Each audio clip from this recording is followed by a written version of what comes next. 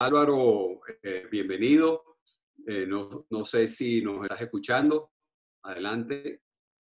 Sí, estoy escuchando perfectamente bien, Gustavo. Muchas gracias. Y también estoy viendo a nuestro querido Alberto Suárez Ledo, también director de nuestra empresa. Y para todos nosotros es un verdadero placer compartir este mediodía, estas reflexiones que vamos a hacer sobre una actividad a la que francamente nadie puede ser ajeno, que es el tema de la comunicación. Quisiéramos comenzar por plantear lo que para muchos pudiera ser un dilema donde yo no lo veo personalmente. En el tema de comunicación se trata de qué o de cómo. Yo creo que ese es un enfoque que no se corresponde con la realidad porque tengo para mí que en resumidas cuentas, el asunto no es qué o cómo, sino qué y cómo. ¿Qué y cómo? ¿Por qué? Porque yo sostengo que en el mundo de la comunicación el qué y el cómo son las dos caras de la misma moneda. Es decir, no hay una supremacía del fondo sobre la forma ni viceversa, porque ambas cosas son complementarias, son un matrimonio indisoluble. No es posible imaginar un contenido sin un qué, sin un cómo o un fondo, sin una forma. Eso no es difícil. Sin embargo, hacemos la distinción porque hay algunas tendencias a pensar que lo que importa es cómo lo digo, y hay otras personas que dicen que lo que importa es lo que digo. Nosotros creemos que ambas cosas tienen un rol fundamental en el buen desempeño del comunicador. Porque el buen comunicador es aquel que conoce el qué, que domina el cómo, y además de eso tiene una estrategia. Porque si algo es estratégico en nuestras vidas, amigos, es precisamente la comunicación. Porque la comunicación tiene siempre un propósito. Lamentablemente, y a lo largo de los años, viendo gente hacer exposiciones, conversaciones, presentaciones de negocios, políticas inclusive, nosotros pudiéramos, yo personalmente llego a la conclusión de que en general las personas suelen manejar bastante mejor el qué que el cómo y la estrategia. Tiene razón de ser porque nuestra formación acentúa el conocimiento de las cosas y le da poca importancia, no le da la misma relevancia al manejo de la estructura. Álvaro, perdón que te interrumpa, pero las láminas creo que no las estamos viendo. ¿No las están viendo?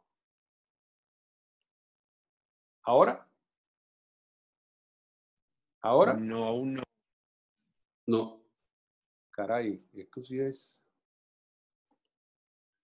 Si Creo que quieres, debes salte de la cambiar. modalidad de compartir pantalla y vuelve a entrar. Eso es.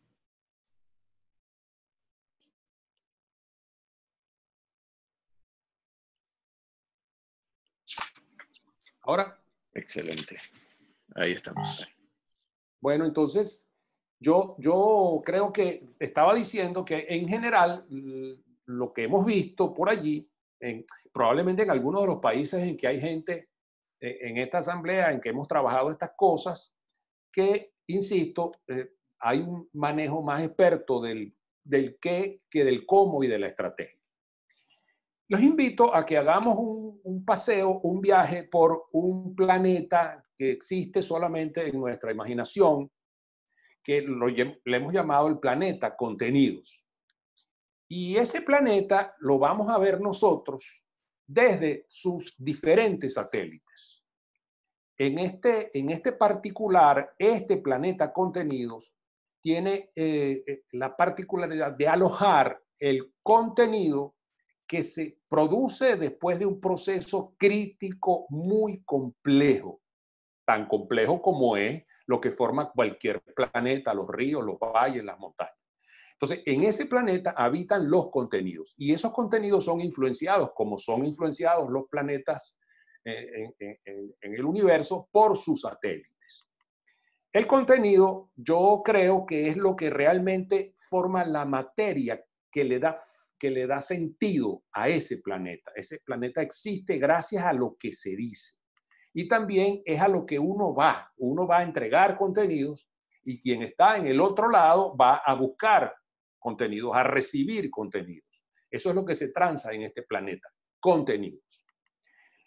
Esos contenidos, para que funcionen como es debido, para que cumplan con su función, deben ser relevantes para todos, especialmente para las audiencias. Deben ser manejados con una precisión y concisión muy grandes, con claridad, y para eso es que tenemos nosotros la expresión oral o escrita. Tenemos que lograr que esos contenidos despierten interés, es decir, que se enganchen con el otro para que el otro nos preste toda su atención, y ahí se va desarrollando una relación empática entre las partes que hace que el contenido fluya mejor de un cerebro a otro. Tiene que tenerte el contenido también una intención, y la tiene siempre, y yo propongo que nuestra intención en la fabricación de contenidos se ubique en el polo de lo positivo, en lugar de hacerlo en el polo de lo negativo, como lo hacen muchas personas. Y el contenido debe apelar fundamentalmente a la objetividad, es decir, la racionalidad de los hechos, pero también a la emocionalidad. Si vamos a la discusión del qué y el cómo, bueno, pudiéramos decir que el qué apela más a lo racional, mientras que el cómo pudiera decirse que apela también a lo emocional. El contenido se expresa de muchísimas maneras, como se expresan las partes que componen un planeta. En este caso estamos hablando de textos, estamos hablando de imágenes, de tablas, de gráficos, de fotografías, de objetos, de videos, de elementos que nosotros utilizamos a lo largo de nuestros contenidos.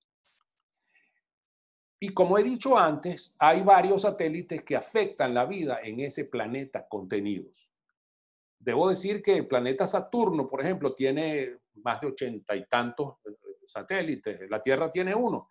Y dicen que continúan descubriendo nuevos satélites. Probablemente nosotros descubriremos también nuevos satélites que influyen la vida en el planeta contenido. En este caso vamos a hablar de 8 satélites. El primero de esos satélites, todos tienen una relevancia muy grande, pero quiero comenzar por el que probablemente influye más la calidad de los contenidos, que es el satélite audiencia, que gravita en torno de todo lo que tiene que ver con un contenido. Luego vamos a ver al contenido desde el satélite del objetivo, de los objetivos de la comunicación. Lo vamos a ver también desde una perspectiva satelital muy interesante, que es la estrategia. No podemos olvidar que hay una estrategia en comunicaciones. También vamos a verlo desde el satélite del entorno, luego lo estaremos viendo desde el satélite de la estructura. Y los dos satélites que vienen son algo así como hermanos gemelos, aunque están divididos. Uno es la ortografía, la gramática, y el otro es la ortografía. Y esos dos planetas influyen notablemente en los contenidos, en la calidad de los contenidos. Esos dos satélites, perdón. Y el último de los satélites es el que hemos llamado nosotros el satélite del emisor. Quiero comenzar por hacer una breve descripción de cada uno de los satélites que gravitan en torno a este planeta contenidos. Vamos a comenzar por la audiencia. En este particular, quiero decir que la audiencia, amigos, es la razón de ser y el objeto de todo acto de comunicación. Pudiera uno decir incluso que la audiencia tiene una relevancia mayor que quien emite un mensaje. Y lo digo porque quien lo emite lo conoce y la audiencia no. Desde ese punto de vista, lo que uno sabe no es para uno, puesto que ya uno lo sabe. Lo que uno sabe es para el otro. De manera que el planeta audiencia tiene una relevancia enorme, el satélite audiencia tiene una relevancia muy grande sobre la vida de nuestro planeta en los contenidos.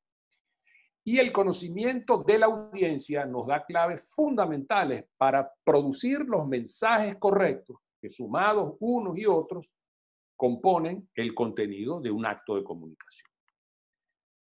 Digo que quien se plantea frente a una audiencia tendría que hacer un trabajo indagatorio para saber cosas de las personas que están allí. Tendría que saber, por ejemplo, cómo son esas personas, cuáles son sus características fundamentales, académicas, profesionales, personales, etc. ¿Por qué están allí? Es muy importante que uno sepa por qué las personas asisten a un acto como este al que ustedes están asistiendo este mediodía. Y sobre todo, y probablemente más importante, es ¿para qué? ¿Para qué están ustedes allí? También es importante que uno sepa qué le preocupa al otro, cuáles son sus expectativas, qué necesidades tienen, qué podemos hacer nosotros por esas audiencias, por esas personas, qué queremos que esas personas hagan. ¿Por qué esas personas no harían eso que uno quiere que las personas hagan? Porque si uno descubre cuáles son las barreras que se interponen entre el uno y el otro, quizá uno pudiera tener más fuerzas para eliminar, para limar esas barreras. ¿Cómo podemos llegarles mejor a esas personas? Es también otro asunto que hay que resolver cuando estemos hablando del tema de las audiencias. Yo quisiera pedirle a Gustavo que hiciera en este momento un comentario sobre el rol de las audiencias en este mundo. Gustavo, por favor.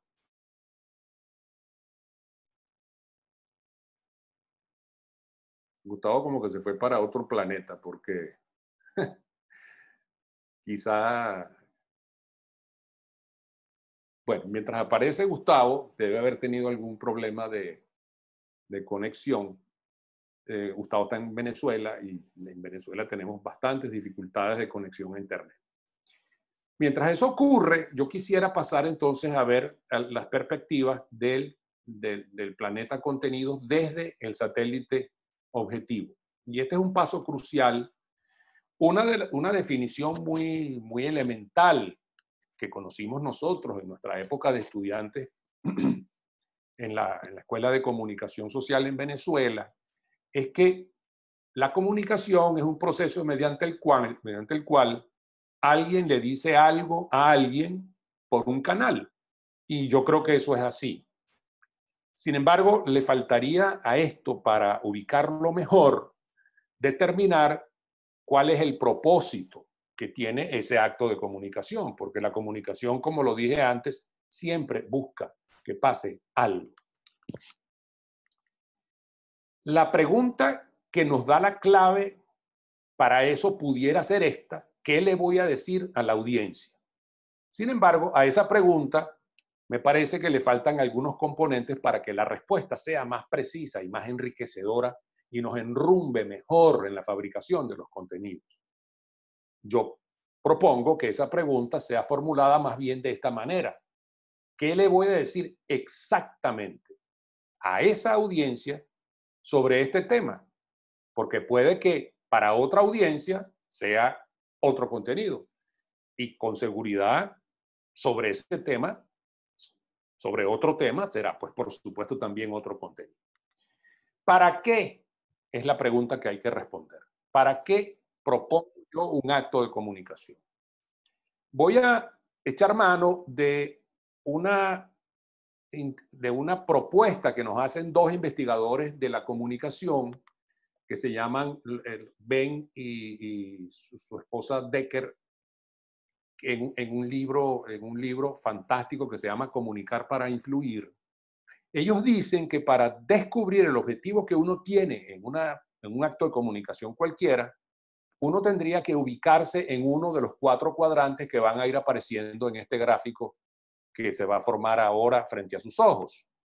Esos cuadrantes se forman con la unión de un componente que es la conexión emocional, ellos la llaman alta o baja, y otro componente es el que tiene que ver con los contenidos. Y ellos dicen que cuando el contenido está centrado en la audiencia pasa una cosa, y cuando el contenido está centrado en el expositor pasa otra cosa.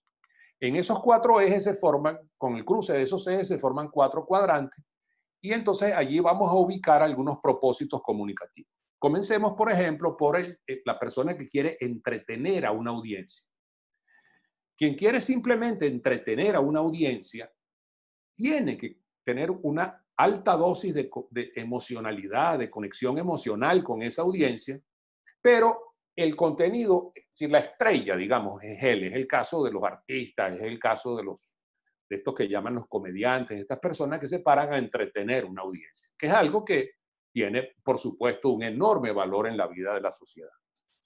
Hay otro propósito que es distinto, aunque se ubica también en el lado del contenido centrado en el expositor, que es el de informar, porque el dueño de la información es quien emite el mensaje, pero cuando uno va a informarle algo a alguien, en realidad uno no tiene necesidad de tener conexiones emocionales muy altas con el otro.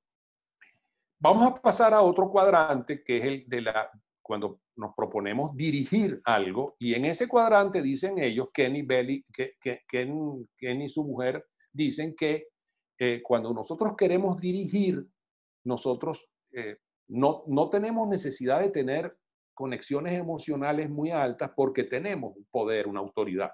Es el caso, por ejemplo, del mundo militar. Y ese contenido sí está centrado en la audiencia porque quien va a hacer eso es la audiencia. Nosotros, en nuestra vida profesional, puede que nos movamos en esos tres cuadrantes ocasionalmente. Sin embargo, yo tengo la impresión de que casi todos nosotros buscamos otra cosa cuando estamos haciendo un acto de comunicación. Y vamos a ver cuál es el verbo que va a aparecer allí en ese cuadrante, que es lo que nosotros realmente buscamos en la vida profesional. Y ellos lo llaman con mucha precisión inspirar a los demás. Y para inspirar a los demás, nos dicen, es indispensable que produzcamos contenidos que estén centrados en las necesidades de la audiencia, es decir, un qué centrado en sus necesidades, y una conexión emocional alta, es decir, un cómo. Cuando manejamos esa alta conexión emocional con contenidos que estén centrados en las audiencias, nosotros logramos movilizar, nosotros logramos motivar al otro. Y eso es probablemente lo que muchos de ustedes en esta asamblea se proponen hacer en su vida profesional. Vamos a ir al satélite de la estrategia, que juega también un papel muy importante en la vida que ocurre en los contenidos, en el planeta contenidos. Y quiero comenzar por afirmar que la comunicación, para que sea eficiente, exige que pensemos de manera estratégica. Es decir, no es que no cuente lo intuitivo en el mundo de la comunicación, pero cuenta mucho más lo estratégico. El abordaje estratégico de la comunicación tiene efectos distintos a cuando la abordamos solamente desde el lado de nuestra intuición, que cuenta, sin embargo, mucho, es más efectivo el abordaje estratégico de un acto de comunicación cualquiera. La estrategia, no nos olvidemos, viene del griego y está vinculada con el mundo militar. Fue introducida hace muchos años y estrategia es el poder del general, producido por la palabra estratego que viene del griego. Estos señores, que son profesores ambos de la Universidad de Harvard, nos dicen que la estrategia es la determinación conjunta, aplicado al mundo de la gerencia, lo dicen ellos, la determinación conjunta de los objetivos de la empresa y de las líneas de acción para alcanzarlas. Si nosotros llevamos esta visión al mundo de la comunicación, podemos traducirla que la estrategia en la comunicación es simplemente qué decir y cómo decirlo para lograr lo que quiero con esa audiencia, que nos da pistas extraordinarias para producir los contenidos a los que vamos a llegar ahora. Otro de los satélites tiene que ver con el entorno, porque el entorno cuenta, el entorno por supuesto tiene un rol determinante en la vida de la sociedad. Antes de entrar a discutir con ustedes el tema del satélite del entorno, me parece que ya Gustavo Velázquez se integró.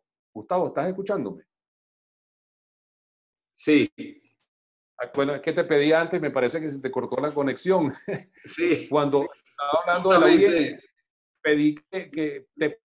quise pedirte que hicieras un comentario sobre el tema de la audiencia, que es algo en lo que a ti algo que te interesa de manera muy especial. Disculpa, pero bueno, el internet no nos acompañó aquí en Venezuela justo en ese instante. No, es que el tema de la audiencia en todos estos temas que nosotros tratamos de influencia estratégica es central, ¿no? Porque hay que indagar detrás de la audiencia cuáles son sus motivaciones, sus intereses. Y esa es una fuente fundamental, en este caso de la comunicación, para poder abordar, como bien has planteado tú, pues todo el tema de los objetivos, cómo manejar la estrategia, pero un gran trabajo definitivo que hay que hacer es indagar sobre cuál es la audiencia a la que nos estamos dirigiendo, ¿no? Reiterando eso en busca de eso, de esos intereses, de esas motivaciones, de eso que los moviliza siempre en un ejercicio de estos de comunicación. Gracias, Álvaro. Muchas gracias a ti, Gustavo, y bienvenido de nuevo gracias a las conexiones de Internet en Venezuela. Muy bien, vamos a ver ahora una perspectiva desde el satélite del entorno, cómo se ve desde el entorno, cómo influye el entorno en la calidad, en la vida de los contenidos de una exposición. Y por supuesto que, perdón, el entorno juega mucho en la comunicación, especialmente en la comunicación pública, por supuesto, pero también en la comunicación de las empresas, el estado de la opinión pública. Desconocer lo que la opinión pública piensa de los grandes hechos, de los grandes sucesos, sería intentar nadar en aguas muy peligrosas. Navega uno mejor cuando uno sabe cuál es el estado de la opinión pública para alinearse estratégicamente con esa opinión que esté prevaleciendo en el entorno en este momento. Y yo creo que hay algunos asuntos que valen la pena visitar. Los voy a mencionar y ojalá que ustedes en la vida profesional del día a día tengan tiempo de hundirse más en cada uno de estos asuntos que hay que indagar. Por ejemplo, el entorno político. Es decir, cómo vivir ausente a la vida política de las naciones, si la política es la esencia de la vida en sociedad. Entonces, la política es un proceso que está cambiando permanentemente, acosado, muchas veces amenazada la vida política de los países. De manera que hay que tener un pie muy bien posado sobre el satélite del entorno para conocer muy bien la política. También, por supuesto, los aspectos económicos que giran en torno a la vida de las personas, que influyen de manera bastante significativa en cómo se desarrollan o cómo deben desarrollarse los contenidos que vamos a utilizar en nuestras exposiciones. Por supuesto que está el entorno social. En este momento estamos acosados todos por la pandemia que nos agobia. Eso tiene un efecto social, político y económico determinante. Ignorar estas cosas sería verdaderamente desconocer la realidad. No se puede no tomar en cuenta en este momento el impacto que en la sociedad ha tenido la aparición del coronavirus y sus efectos.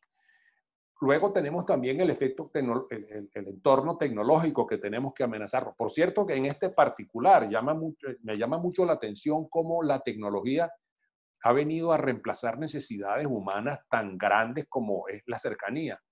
Nosotros estamos, creo que hay unas 200 personas conectadas en esto. Caramba, estamos en sitios distintos y hay una necesidad por conectarse, por estar con el otro. Y afortunadamente la tecnología ha venido a paliar un poco la imposibilidad de compartir directamente con los demás, que es una necesidad gregaria de las personas. De manera que el entorno tecnológico también es necesario analizarlo, conocerlo en profundidad. Lo es, por supuesto, también el entorno ecológico. Fíjense cómo han surgido en todas partes o en muchos países movimientos verdes que llaman, clamando por la necesidad que tiene el ser humano de preservar el propio planeta Tierra para garantizar la vida de las personas, y cómo el entorno ecológico ha tenido un impacto también en el entorno político. Ya hay partidos políticos que giran en torno a la idea de la ecología. Y finalmente tenemos el entorno legal. Lo legal está siempre. Nosotros tenemos que andar nuestros contenidos en el marco legal que regula la vida de las naciones. No se puede ignorar o desconocer el impacto que tiene el entorno legal en la creación de contenidos. Vamos a hacer una visita al satélite de la estructura, que tiene para mí una especialísima relevancia en la posibilidad de crear los contenidos que necesitamos para lograr nuestros propósitos. Y yo quiero comenzar a describir esta estructura a partir de un sencillito punto, un punto que aparece en algún sitio y que vamos a llamar el punto de partida de la fabricación de nuestros contenidos. A partir de ese momento, nosotros vamos a hacer un viaje que nos va a llevar al mismo sitio. Partimos y llegamos al mismo sitio porque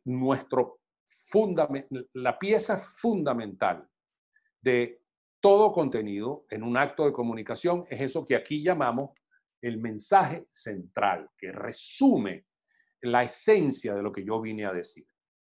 Ese mensaje central, que es, como dije, el punto de partida, es al mismo tiempo mi punto de llegada, porque yo di esa vuelta a partir del mensaje central para llegar a mi mensaje central. Con la particularidad de que por razones quizá más bien de nomenclatura, nosotros el mensaje central al término de nuestra exposición lo vamos a llamar conclusión, pero en efecto es la misma idea, es el mismo concepto.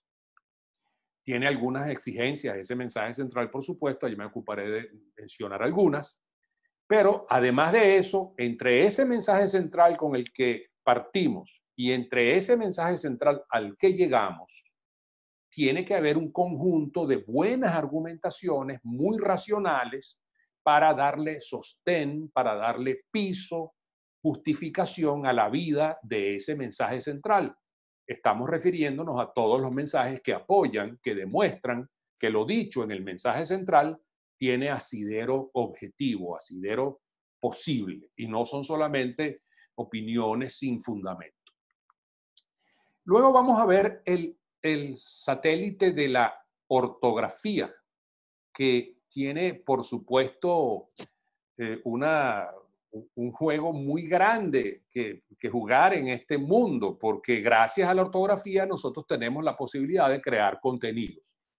La gramática y la ortografía juegan de manera muy... Nosotros todos aprendimos gramática, nosotros todos estudiamos eso y en el ejercicio de la vida la hemos ido ejerciendo, pero yo los invito a que veamos la riqueza que hay en el conocimiento de nuestra gramática española. La gramática, simplemente quiero recordar que es el estudio de las normas que regulan el uso del lenguaje en una oración, sea este el lenguaje escrito, sea el lenguaje oral. Hay unas normas que nos permiten entendernos entre nosotros, que un hablante de español de una localidad del sur de América Latina, de una población de la Argentina, pueda entenderse perfectamente bien con un hablante de español que viva en algún pueblo de España, en Huesca o en alguna ciudad de una isla del Caribe en la que se habla español. Es decir, eso existe gracias a que compartimos una regulación que hace que podamos ser capaces de entendernos. La gramática, además, se ocupa de varias cosas al mismo tiempo. Se ocupa de la fonética, que es la que nos indica cómo utilizar la voz para demostrar, para subrayar lo que subrayamos cuando escribimos. El ritmo de la escritura hay que llevarlo con el ritmo de la fonética. Pienso en este momento en la acentuación. Es decir, la acentuación es muy simple. Cuando escribes, pones una tilde sobre la vocal correspondiente. En el lenguaje hablado, la acentuación viene a ser consecuencia del uso adecuado de la fonética.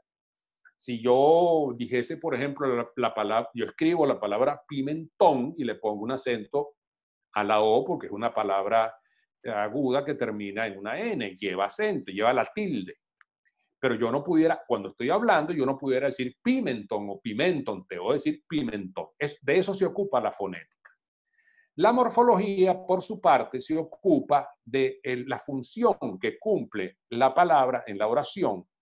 La sintaxis es la forma en la que nosotros organizamos los diferentes elementos de la oración para que tengan sentidos. La semántica se ocupa de estudiar el significado de la palabra Y la etimología, yo los invito a que hagan un viaje por el fascinante mundo de la etimología, porque se ocupa de la historia de las palabras. Y cada palabra tiene historias que son fascinantes. Bueno, de esas 5 cosas se ocupa la gramática. Leyendo recientemente una página en las redes de esta gente que se llama El Molino de las Ideas, la biblioteca Molino de Ideas, me encontré con esta magnífica apreciación. Dicen que el verbo es el pegamento del lenguaje. Me parece una aproximación fantástica a describir, una definición fantástica de la función del verbo en nuestra oración. Y lo digo porque he escuchado discursos, he leído textos en los que se verbaliza con debilidad, no con la fuerza que tiene el verbo que actúa. El verbo tiene varias formas. Quiero referirme en este momento a las formas impersonales, que son formas que son atemporales, no tienen sujeto, no tienen predicado, no tienen género, no tienen número. Son simplemente enunciados. Y son 4, son 3, son el infinitivo, el gerundio y el predicado.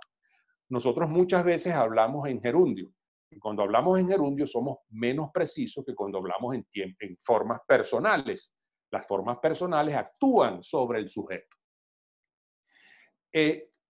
El pensamiento, es decir, cuando nosotros estamos especialmente en el lenguaje hablado, porque en el lenguaje escrito el uso de la forma impersonal la facilita el lector cuando puede releer, pero cuando uno habla no pueden echar para atrás lo que uno dijo, uno lo dijo y punto. Entonces, es mucho más poderoso decir, por ejemplo, que Roberto diseñó el plan de negocios de la compañía porque hay una acción puesta en alguien, aplicó una acción e hizo algo. Decirlo de otra forma sería probablemente lo mismo, pero tiene más fuerza decirlo como lo dije que si digo, por ejemplo, que el plan de negocios fue diseñado por Roberto. La gente ve mejor cuando escucha, digo la mente, ve mejor cuando lo que escucha implica una acción. Nos gusta ver, si yo les digo a ustedes que hay un grupo de personas que están cavando una zanja para construir un ferrocarril, ustedes en su mente van a ver gente que mueve unos picos y unas palas, lo ven, ustedes lo ven. ¿Verdad que eso lo permite esa forma personal del verbo que favorezco y recomiendo que los contenidos que utilicemos en nuestras exposiciones tengan una especial predilección por las formas personales y que acudamos a las formas impersonales cuando prácticamente no sea posible evitar. Voy a hablar del mensaje central, que es, como dije, el niño mimado de los contenidos. Los contenidos brillan, pero quien brilla más es este mensaje central que tiene algunas exigencias. Primero, tiene que ser relevante. Tiene que ser relevante para quien lo escucha. Si no es relevante, no despierta ninguna atención. Es una oración y debe llevar una voz activa, debe ser breve.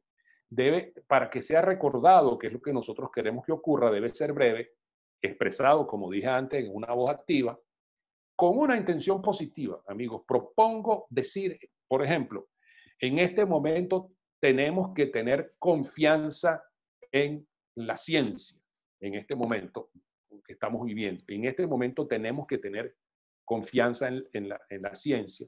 ¿Qué decir? En este momento no podemos tener confianza sino en la brujería. O sea, es una manera distinta de enfocar el mismo mensaje. Todo mensaje central, para que sea poderoso, debería idealmente tener explícita o implícitamente una promesa de un beneficio, porque a los demás les gusta tener provecho, sacar alguna ventaja de todos los actos de comunicación. Y por supuesto, como lo dije ya antes, apela desde luego a lo racional, pero también a lo emocional. El conjunto de mensajes de apoyo que utilizamos nosotros para darle sostén al mensaje central y su conclusión, que son las columnas aquellas que mostré en un gráfico hace unos minutos, bueno, son explicaciones que abundan, dan más aire, oxigenan más la calidad de los mensajes centrales y parten de las preguntas que nosotros le hacemos al mismo mensaje central en la forma de fabricarlos. Hay algunos hábitos gramaticales que son riesgosos. Los he visto circular por allí, por las redes sobre todo, y también en la prensa y en el discurso público, que yo les recomiendo que pongan una banderita cuando estén pensando así, porque creo que provocan confusiones en la audiencia. Me refiero, primero que nada, a la ambigüedad. La ambigüedad es una de las fallas más lamentables que tiene el mal uso de una expresión. Voy a poner un ejemplo ahora más tardecito. O el uso excesivo de la adjetivación. He visto personas que utilizan 4 o 5 adjetivos uno tras otro para calificar algo, y cuando utilizas 4, probablemente los estás eliminando, los estás debilitando todos y terminan por no decir nada. Hay errores de concordancia, de género, de número, que hay que tener mucho cuidado con eso. El uso excesivo de extranjerismos, cuando haya lugar solamente utilicemos expresiones en otros idiomas. El nuestro es un idioma tan poderoso, tan rico, que es capaz de expresar cualquier idea sin necesidad de apelar a otros vocablos de otros idiomas. De hecho, los idiomas se enriquecen del intercambio que hay entre unos y otros, así como en el español hay anglicismos, pues en los otros idiomas hay españolismos, por llamarlos como tendríamos que llamarlos. Y mucho cuidado, es una advertencia que quiero hacer a quien me quiera escuchar, con el uso del lenguaje, eso que llaman el lenguaje inclusivo, eso de repetir el masculino y el femenino. Eso exige más tiempo, no es necesario. En la mente de quien habla español sabe que cuando decimos niños nos estamos refiriendo a los niños de los dos sexos y no solamente al varón, y no es discriminatorio, es una manera de entender esto, y además es confusa. Y hablando de eso, por cierto, quiero decir, otra alerta, quiero decir que el símbolo arroba es un símbolo de medida de peso. En el alfabeto de nuestro idioma no existe una letra que sea la arroba. Es decir, poner una arroba pretendiendo que ahí estamos diciendo niños y niñas es simplemente un error ortográfico muy, pero muy grande, y debemos evitar eso. Fíjense, por ejemplo, hablando de ambigüedad, esta expresión dice, hablamos con Teresa caminando. Pues cuando yo escucho decir eso, yo pudiera pensar dos cosas. Entonces, ¿cuál es la que el emisor quiere transmitir? Yo pudiera pensar que la persona que dice eso está diciendo que cuando estaba caminando, habló con Teresa. Pero hay otra manera de ver esto, y es que la persona puede estar diciendo que habló con Teresa, que en ese momento estaba caminando. Entonces, las dos segundas son posibles, porque es posible que ocurra la segunda o la tercera, pero la primera es verdaderamente, tiene una falla de origen muy grande, hay ambigüedad. Por otro lado, leí recientemente cambié los nombres, se trata de personas que son relativamente conocidas, y decían de ellos algo así: para quienes no lo sepan, Teresa es la menor de las hijas hembras de, yo puse este nombre ficticio, Diego Antúnez. Quiero decir que esta oración abusa porque para quienes no lo sepan, sobra, porque Teresa se llama Teresa, lo sepan o no lo sepan, o sea que eso es irrelevante. Y además, cuando estamos diciendo hijas hembras, ya estamos diciendo, sobra la palabra hembras. Entonces, esta frase que tiene, no sé, 19 palabras, se puede decir más poderosa, de una manera mucho más poderosa y más sencilla, se entiende mejor, que Teresa es la menor de las hijas de Diego Antúnez.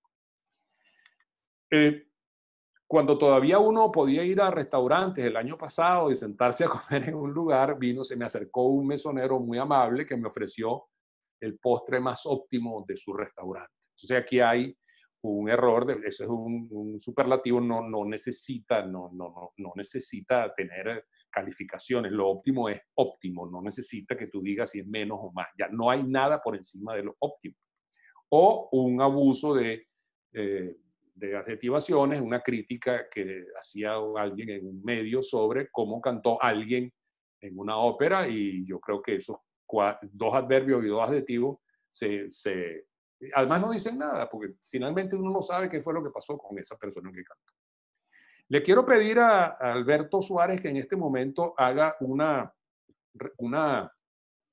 reflexión sobre el tema de la persuasión, que es la especialidad de Alberto en su vida profesional, a la hora de escribir, cómo apelamos a elementos de persuasión que nos puedan ayudar. Alberto, por favor. Sí, por supuesto, y gracias, Álvaro. Estamos pensando ahora sobre la persuasión como una aproximación a la capacidad que nosotros tenemos estratégicamente de movilizar a otros.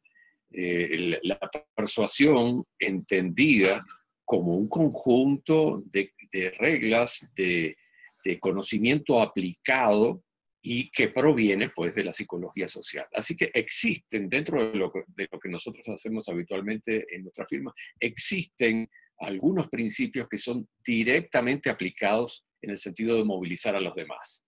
Veremos la reciprocidad, precisamente conocer a la audiencia, la narrativa. Así que son principios bien estructurados que nos ayudan a movilizar a otros, que es lo que queremos, que es lo que finalmente en el acto de comunicación queremos que ocurra.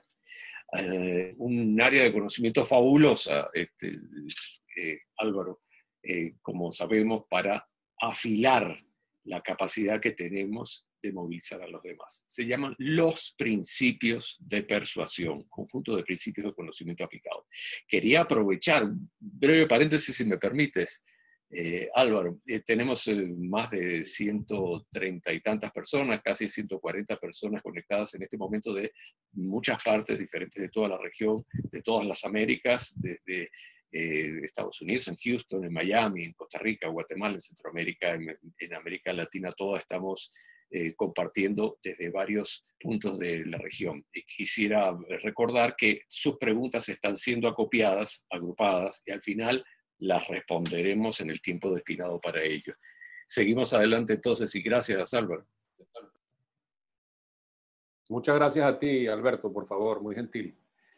Hemos dejado para la última parte de esta conversación con ustedes un análisis de lo que ocurre en el planeta Contenidos como consecuencia del impacto que tiene en ese planeta el satélite que hemos llamado aquí el satélite emisor, que es donde habita la persona que, perdón, la ortografía, se me olvidaba mencionar la ortografía, que muy brevemente, ese es el séptimo de los planetas, luego vuelvo con el planeta emisor.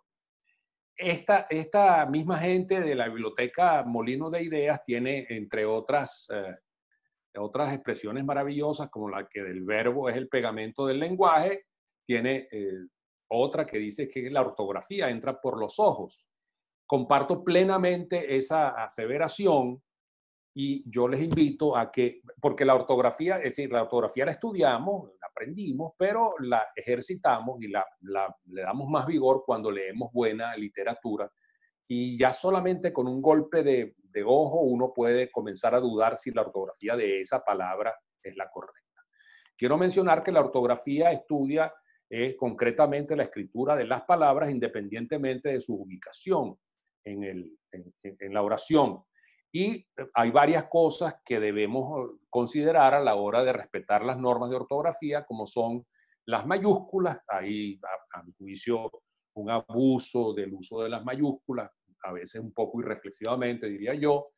Hay errores de acentuación, a veces de manera verdaderamente molesta, que confunden la lectura. Hay una puntuación que no se corresponde con las leyes de la ortografía y de otros signos, como por ejemplo los signos de interrogación. El caso, por ejemplo, en el idioma inglés, cuando usted hace una pregunta, el signo lo pone al final, pero en castellano o en español se pone al principio y al final. Cuando no se hace así, estamos teniendo una falla de ortografía. De estos dos satélites vamos a obtener beneficios fantásticos para el emisor, que es de quien voy a hablar a continuación. Eso le va a permitir una mejor fluidez del pensamiento, le va a permitir mejorar su imagen. El buen habla fortalece la imagen de las personas, gana autoridad y en consecuencia credibilidad frente a sus audiencias y tiene una posibilidad persuasiva bastante mayor gracias al uso correcto de las normas, tanto de la gramática como de la ortografía en su habla. Y ahora sí, vamos a hablar del satélite emisor y con esto vamos a cerrar esta exposición para contestar algunas de sus preguntas. Y el emisor cumple un rol crítico en el planeta, pero también tiene obligaciones que son críticas. Es el enlace entre el contenido y la audiencia. Es lo que comparten las dos caras de este negocio, que es un acto de comunicación. El emisor tiene que proyectar autoridad para incrementar su nivel de influencia. Y eso lo hace con algunas destrezas que tiene que desarrollar. Yo no creo que todas las destrezas del mundo que tenemos vinieron en nuestro paquete. A lo mejor hay gente que nació con algunas destrezas, pero en el curso de la vida tenemos que comenzar a mejorar nuestras destrezas en algunas áreas. No es verdad que no creo que sea imposible que una persona que no tenga destrezas para algo pueda adquirirlas. De manera que se pueden adquirir destrezas para redactar mejor en nuestro idioma, para mejorar nuestra expresión oral, para mejorar nuestra expresión corporal, porque ambas cosas forman parte del mismo paquete comunicativo, para poder establecer conexiones racionales y emocionales con nuestras audiencias e incrementar nuestra capacidad persuasiva. Yo creo que el emisor está en la obligación de formarse mejor para manejar la comunicación con mayor eficacia, con mayor propiedad. Y como conclusión de todo lo que he dicho, voy a repetir que, en efecto, en el mundo de la comunicación, el qué y el cómo son, pues, las dos caras de una misma moneda, mis queridos amigos. Muchísimas gracias a todos ustedes, estén en cualquier lugar del mundo en que estén, y será para nosotros un gusto responder algunas de las preguntas que ustedes hayan tenido a bien hacernos.